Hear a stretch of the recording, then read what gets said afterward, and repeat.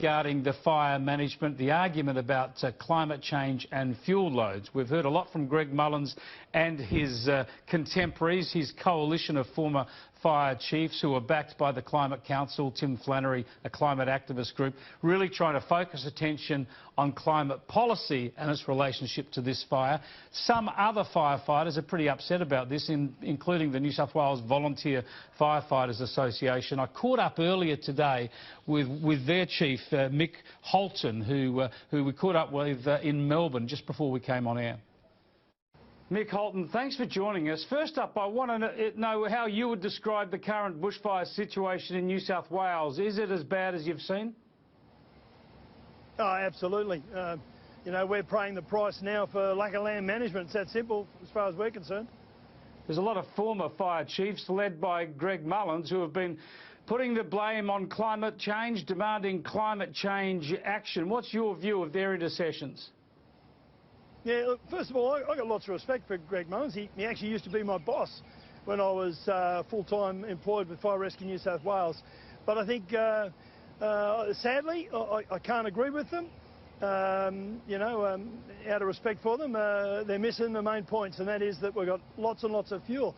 As firefighters, I just find it so hard to, you know, to comprehend how they could not accept the fact that without fuel, if there was zero fuel, there'd be zero fire. It's as simple as that. If there's less fuel, there's less fire. Obviously, any summer you're going to have fire challenges. Often the season is earlier in northern New South Wales, especially.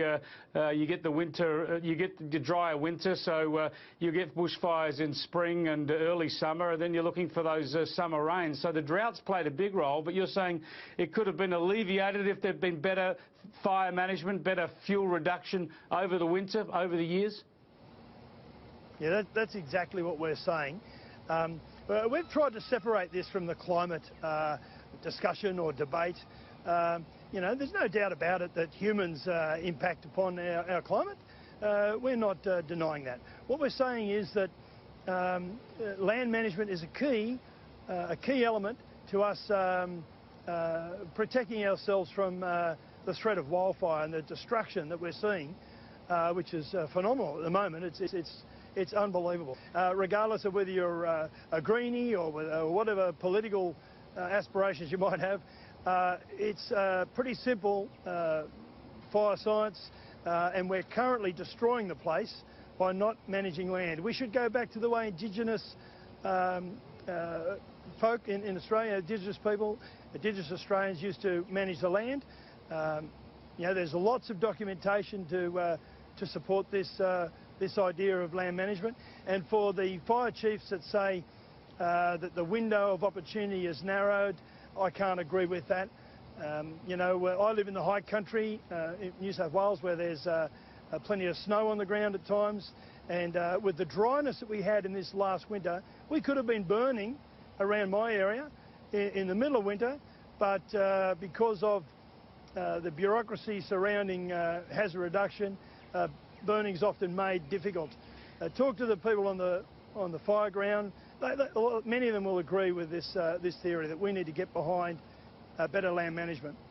The point is, of course, you've always had droughts, you've always had extreme heat in the summers. Under the climate change scenario, you might get that more often, but the methods need to be the same. You're still always going to have a horrible bushfire threat. The one thing that humans can control directly in all of that is the fuel load. It's the only thing we can control. We can't control, I mean, even if we do take the advice of those fire chiefs and we start to change our ways to improve our climate, we're still going to have to live with what we've currently got for a period of time. I mean, I hate to think how much carbon's being released as a result of these major fires. So we do have to do something. You know, storming Parliament House with banners on improving the way we you know, treat our environment and our climate, and controlling you know, our CO2 is not going to help us right now. It's not going to help us next year. It's going to take some time. So we do, regardless of where we sit with climate change and the climate change debate, we have to start managing land.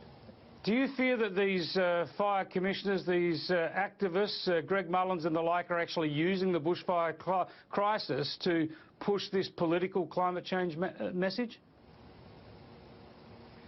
Well, I'm not sure about Mr Mullins himself, but I know from a fire service perspective, I do get concerned about firefighting becoming big business. We look at all the expense of very large aircraft. I now see a situation where I did see a document sent to me last night that was calling for overseas help from paid forest wildfire fighters.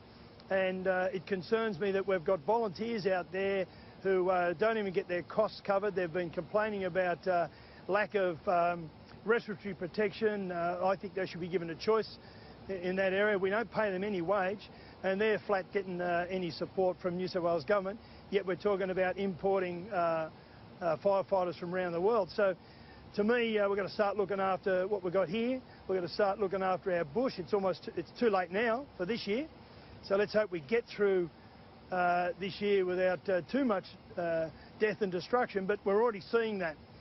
There's some scary times. We need to support our volunteers. We also have to challenge this concept of 70,000 firefighters. New South Wales Rural Fire Service says we've got 70,000, which is a joke. But we don't have 70,000 people who can put the wet stuff on the red stuff. That's why we're having to import them. About engaging some of these firefighters from Fire Rescue New South Wales, we're not doing that enough. We've got retired firefighters that would probably come out of retirement to help us. There's lots of avenues that we could use to get the support to help get us through this fire season. Mick Holton, thanks so much for joining us.